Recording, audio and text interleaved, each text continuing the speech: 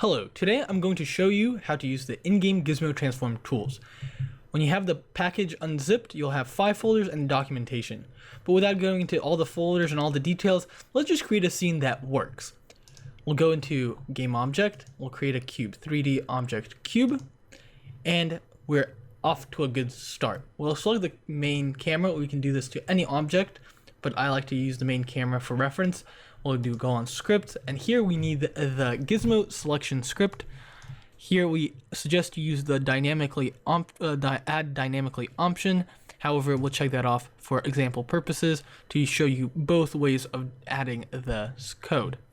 Here you can also add different key codes to make the selection. So for movement of the object, it's the key 1, rotation is key 2, scale is key 3. You can go through the input manager and change it, or you can do the key code here.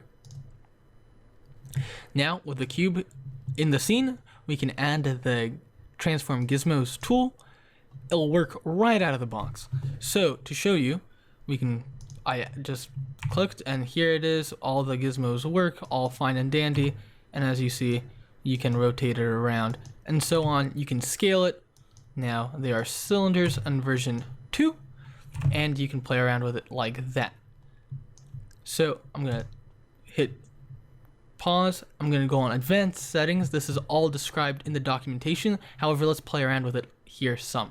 So I'm gonna make the line spread 2. We can make it a 3D gizmo, and we can turn off the outline during rotation. Now we hit play. And as you see, the gizmos are bigger. The circle is more like 3DS and Blender style, and not the full circle like something you would see on Unity. And this stays the same but has a cube, and as you see, the rotation does not. However, if you want each cube to have a different selection, you might want to use this system of having each object have a different transform gizmos tool attached to it. However, we recommend for most objects and projects that you might want the same style for every object selected. So we added the add dynamically option. We're going to delete this cube, and on the main camera, we're going to see that we can check now added dynamically. We need a dynamic layer. Here I created a layer called Gizmo. To do that, you go on layer, add, and then go wherever and type in anything you like. I'll put Gizmo. Then you go on the main camera and select the dynamic layer, which mine is Gizmo. Now we can go on game object, 3D object, cube, and we can go crazy with adding cubes with the layer Gizmo, or whatever you want the gizmos to appear on. So now I'll select the cube and I'll start duplicating the cubes like a madman, like so. And you can have it everywhere. The code will never be applied to the cube, but be used as reference to the dynamic gizmo code. And with that, we can even add one here. However, it will be off the camera. So now when I hit play, you'll see that the gizmos work like magic on each object selected, if and only if you add the dynamic transform gizmos to the selections code.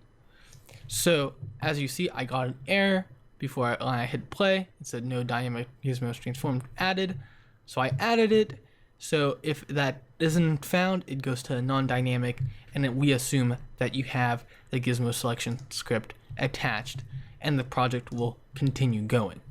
So now adding the dynamic transform gizmos, which will be your master script for all the gizmos that are in that layer, which I have called Gizmo. So now when I hit play, you see that it works flawlessly like magic, like so. And when I hit 2, of course, I can spin them around and so on. So that's how that goes. That can be seen in our demo scenes as well. And that's where we have the editor script to make it nice and easy. That's why we have the editor folder. The material is only for the example scenes. If you don't want to use the example scenes, you are free to delete this folder. The resources is there for your convenience. We use this shaders in our project. You can add these shaders since they are built into the project export settings so that they are kept into the export, or you can keep the resource folder like this.